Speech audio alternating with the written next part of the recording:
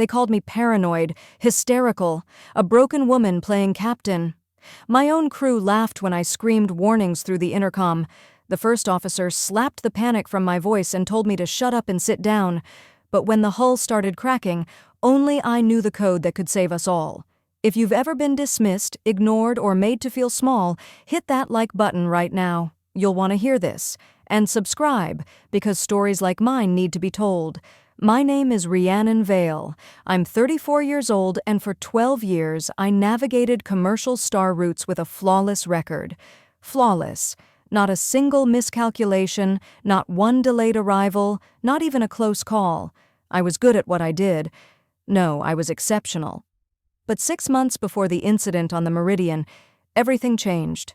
6 months before I saved 200 lives, I watched half my crew die in a pirate raid while I hid in an escape pod, clutching the body of my captain as the oxygen ran out. They say I froze. They say I could have done more.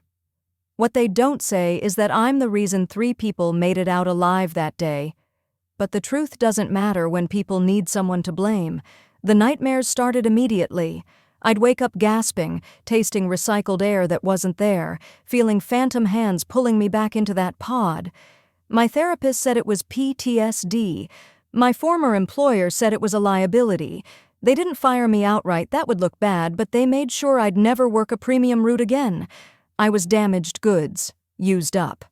A cautionary tale whispered in break rooms across the sector. Still, I needed to work. I needed to prove to myself that I wasn't broken, that I could still do the one thing I'd ever been truly good at. So when the Meridian posted an opening for a navigation specialist at half the standard rate, I applied. I was desperate. They knew it. Captain Thorne Ashby hired me on a Tuesday. He was one of those old-school commanders who believed mental health was something you pushed through, not something you treated. Mid-40s, square jaw, the kind of man who thought empathy was weakness.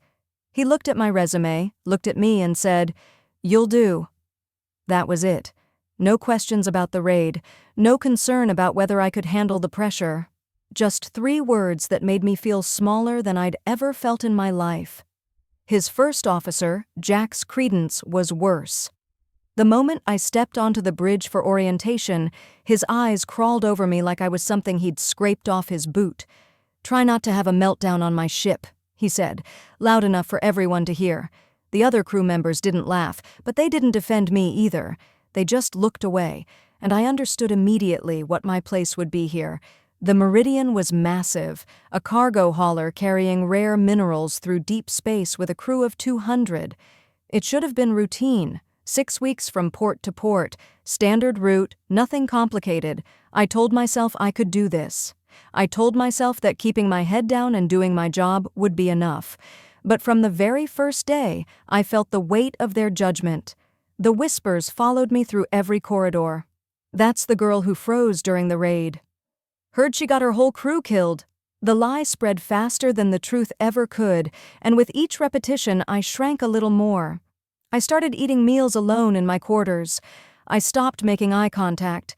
I became exactly what they expected me to be, a ghost haunting their ship, too broken to matter.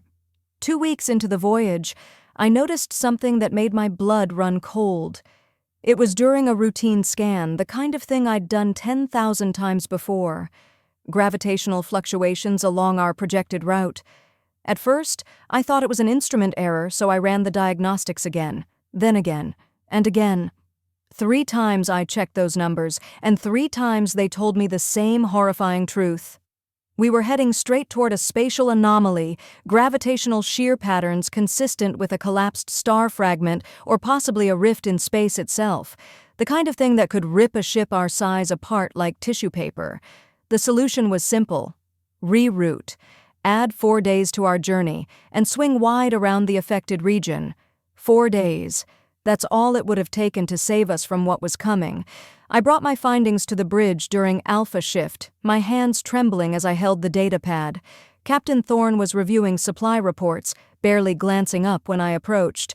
"Sir, I need to show you something. It's urgent." He sighed like I'd interrupted something important, like my presence itself was an inconvenience. I laid out the data, walked him through the gravitational readings. Explained the danger as clearly as I could. He looked at the screen for maybe 5 seconds. 5 seconds to decide the fate of 200 lives. We're on schedule, Vale. I'm not adding 4 days because you've got a bad feeling. His voice was dismissive, final. I tried to push back, tried to make him understand that this wasn't a feeling. This was science, this was math, this was everything I'd trained my entire career to recognize. Sir, the gravitational shear could destabilize our hull integrity. We need to— Jax cut me off before I could finish. The destabilized one here is you, sweetheart. The word dripped with contempt, and the bridge crew erupted in laughter. I felt my face burning, felt that familiar tightness in my chest that signaled a panic attack trying to claw its way out. I stood there, frozen, as they dismissed me with their laughter. As they turned my warning into a joke. I left the bridge with my data pad clutched against my chest like a shield, trying to breathe, trying not to cry in front of them, but I couldn't let it go. I went to engineering next, found Chief Engineer Sloan Rivas in the reactor control room. Sloan was different from the others, cold, clinical, but fair. They looked at my data without prejudice, ran their own analysis, and admitted the readings were unusual. For a moment, I felt hope. "Take it back to the captain," Sloan said. "If he won't listen, there's nothing I can do." And just like that, the hope died. I realized then that even if people believed me, even if they saw the danger, they wouldn't act. The chain of command was more important than survival. Following orders was more important than being right. I made one final attempt. I interrupted a command briefing 3 days later, burst through the doors with my data, my voice cracking with desperation. "We need to change course now. Please, you have to listen to me." Captain Thorne's face turned red. He stood slowly, deliberately, and the room went silent. "Get out! You're hysterical!" The word hung in the air like poison. Jax grabbed my arm, his fingers digging into my flesh as he dragged me toward the door. I pulled free, spun around, and screamed the words that sealed my fate. "People will die if you ignore this." That's when Jax hit me, a backhand across my face, hard enough that I tasted blood. The sound echoed through the briefing room. "You don't talk to the captain that way, you broken little girl." They escorted me out like I was some kind of threat, like I was the danger. I stumbled back to my quarters with my face throbbing, tasting copper on my tongue, and locked the door behind me. I could still hear their laughter echoing in my head. Broken little girl. That's what I was to them. Not a navigator with 12 years of experience. Not someone trying to save their lives. Just a hysterical woman who couldn't handle the pressure. I sat on the edge of my bunk for hours, staring at the wall, replaying every moment. The slap, the dismissal, the certainty in Thorne's eyes that I was wrong, and underneath all of it, the growing dread that I was right. 36 hours later, during night cycle, I was still awake. I hadn't slept properly since the briefing. Every time I closed my eyes, I saw the gravitational readings, saw the ship tearing apart, saw bodies floating in the void. I was staring at my ceiling, counting my breaths the way my therapist taught me, when the first shudder hit. It wasn't subtle. The entire ship lurched sideways like a giant hand had grabbed us and shaken. My console exploded with alerts before the alarms even started blaring. Gravitational shear detected, hull integrity compromised. The words I'd been screaming for days were now flashing in red across every screen on the ship. I ran. I didn't think, didn't hesitate, just ran through corridors flooding with red emergency lighting and the screams of crew members who didn't understand what was happening. The ship shuddered again, harder this time, and I slammed into a bulkhead. My shoulder screamed in pain, but I kept moving. I had to get to the bridge. When I burst through the doors, it was chaos. Sparks were raining from overhead consoles. Officers were shouting over each other. Captain Thorne was barking orders that meant nothing, trying to fix a problem he didn't understand. "Engineering! Reinforce the starboard hull!" Sloane's voice crackled over the comm, barely audible through the static. "We can't! The shear's ripping through our stabilizers!" Jax saw me first. Even in the middle of the apocalypse, he found time for cruelty. Great. The prophet of doom arrives. But his voice was shaking now. His face was pale. Another violent shudder rocked the ship, and a support beam tore loose from the ceiling, crashing down onto 2 crew members at the navigation station. I watched them die, watched their bodies crumple under the weight of metal and broken dreams. I felt nothing. I was numb. This was what I'd warned them about. This was what they'd laughed at. Captain Thorne was still trying. I'll give him that. "We need to reverse thrust. Get us out of this gravitational field." I knew immediately it wouldn't work. The math was simple. The gravitational pull was too strong. Reverse thrust would just tear us apart faster. "Sir," I said, my voice cutting through the noise, "we need to execute an emergency core purge and use the commander override to—" He didn't let me finish. "I don't have time for your theories." Another explosion. Somewhere deep in the ship, I heard the grinding shriek of metal tearing, hull breaches on decks 7, 8, and 9, life support failing in sections B and C. The ship's AI spoke in that calm, terrible voice. "Critical failure imminent, evacuation protocols engaged." But everyone on that bridge knew the truth. The escape pods couldn't launch in a gravitational shear. They'd be crushed like aluminum cans the moment they separated from the ship. Captain Thorne slumped in his chair. I'd never seen a man deflate like that, all the arrogance and certainty just draining out of him until he was nothing but a hollow shell. Jax stood frozen at his station, his hands gripping the console so hard his knuckles were white. No more smirks, no more condescending remarks, just terror, pure, animal terror. The ship groaned around us, metal screaming as the gravitational forces pulled us apart piece by piece. This was it. This was how we died. Except I knew something they didn't. My voice cut through the chaos like a blade. There's one option left. Every head turned toward me. The broken navigator, the hysterical woman, the girl they'd slapped and dismissed and laughed at. I walked toward the helm console, my steps steady despite the ship lurching beneath my feet. The Commander Override code. It gives manual control of all ship systems, bypassing the AI entirely. Captain Thorne looked at me like I was speaking another language.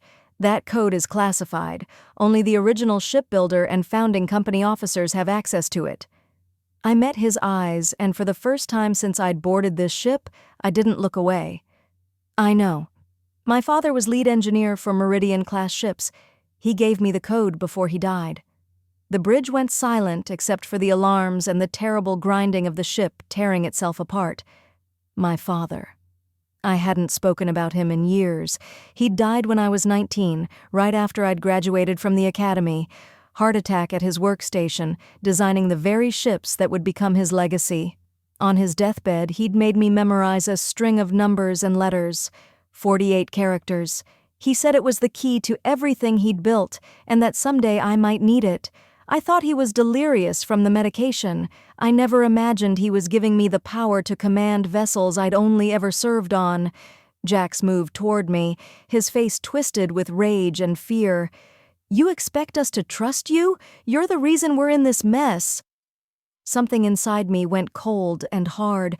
I'd spent 2 weeks shrinking under their judgment, absorbing their contempt, letting them make me small. But standing there with death seconds away, I realized I was done being small. "No," I said, my voice ice. "I'm the reason you'll survive it." Jax took another step, but Sloane moved between us, blocking his path. "Let her work." Captain Thorne studied my face. I could see him calculating, weighing his options, realizing he had none. "Do it," he whispered. I took the helm console, my hands moving across the interface with muscle memory I didn't know I had, the 48-character code. I'd recited it every year on my father's birthday, a ritual I never understood until now. My fingers entered each character with absolute certainty. The entire ship went dark. For 3 seconds, we existed in complete silence and blackness, suspended between life and death. Then the systems came back online and a synthetic voice announced, "Commander Override accepted. Manual control engaged." I had full control now. Every system, every function. The ship was mine. I could feel it responding to my commands like a living thing, like an extension of my own body. "I'm venting plasma from the port nacelles to create counterthrust," I explained, my hands dancing across the controls. "Then I'll collapse our shields inward to compress the hull, make us smaller, denser." Thorne's voice was barely a whisper. "That could crush us." I looked at him over my shoulder. "Or it'll let us slip through the shear like a needle through fabric." I didn't wait for permission. I executed the command. The ship groaned in a way I'd never heard before, a sound that came from deep in its bones. Metal screamed. People were thrown against walls and consoles. I heard someone crying, heard prayers in languages I didn't recognize. But I held the course. My hands were steady. My mind was clear. For the first time in 6 months, since that escape pod and the bodies and the suffocating darkness, I wasn't afraid. Fear had burned away, leaving only purpose, only certainty. This was what I was made for. We punched through the gravitational field like a bullet through water. One moment we were being crushed, torn apart by invisible hands, and the next we were in clear space. The ship lurched forward and the alarms began to quiet, shifting from urgent red to cautionary yellow. We were battered. We were broken. Hull breaches on 3 decks, life support struggling, half our systems offline. But we were alive. All 198 of us. I stepped back from the console, and that's when my hands started shaking. That's when my legs nearly gave out. The adrenaline drained away and left me hollow. The bridge was silent. Captain Thorne stood slowly, like a man who'd aged 20 years in 20 minutes. "You saved us." His voice cracked on the words. I didn't respond. What was there to say? Jax wouldn't look at me. He stood at his station with his head down, his hands trembling against the console. All that arrogance, all that cruelty just gone, replaced by shame. Sloane approached and extended a hand. "Hell of a pilot, Vale." I shook it, and in that simple gesture, I felt something shift. Respect? Finally. Over the next 3 days, as we limped toward the nearest rescue station on emergency power, everything changed. Crew members approached me in corridors. Some apologized, some just nodded with newfound respect. Some couldn't meet my eyes at all. I heard fragments of conversations as I passed. "She tried to warn us. We should have listened. That slap. Did you see it? How did Command let that happen?" The narrative was rewriting itself in real time, and I watched it happen with a strange detachment. Jax was relieved of duty. Captain Thorne finally saw him for what he was, a liability, a man who'd let his ego endanger the entire crew. I overheard Thorne's report to company command through his partially open cabin door. Navigation specialist Rhiannon Vale displayed exceptional skill and bravery under extreme circumstances. She saved 198 lives. I'm recommending her for commendation. At the rescue station, Captain Thorne found me in the docking bay as I prepared to disembark. "I was wrong about you," he said. "We all were. I'd like to offer you a position. First officer on my next commission. Better pay, full benefits, a fresh start." I looked at him for a long moment. This man who'd dismissed my warnings, who'd allowed me to be humiliated, struck, broken down until I was barely holding on. He meant it as an honor, this offer, as redemption, but I'd already saved myself. "No," I said quietly, "I'm done taking orders from people who don't listen." I accepted a different offer instead. Captain of a small exploration vessel, 12-person crew, my rules, my command. As I boarded my new ship 3 weeks later, I thought about that girl they'd called Broken. I thought about the slap, the laughter, the terror in their eyes when they realized I was right. They called me hysterical, paranoid, broken. But when the ship was dying, I was the only one who wasn't afraid, because I'd already survived my worst nightmare. And I knew something they didn't. The scars you carry don't make you weak. They make you the only one strong enough to do what needs to be done. That's my story. The story of how I went from the broken navigator to the woman who saved them all. If this resonated with you, if you've ever been underestimated or dismissed, leave a comment, tell me your story, and please hit that subscribe button. These stories matter. Your story matters. Thanks for listening, and remember, the people who doubt you the loudest are usually the first ones who'll need you to save them.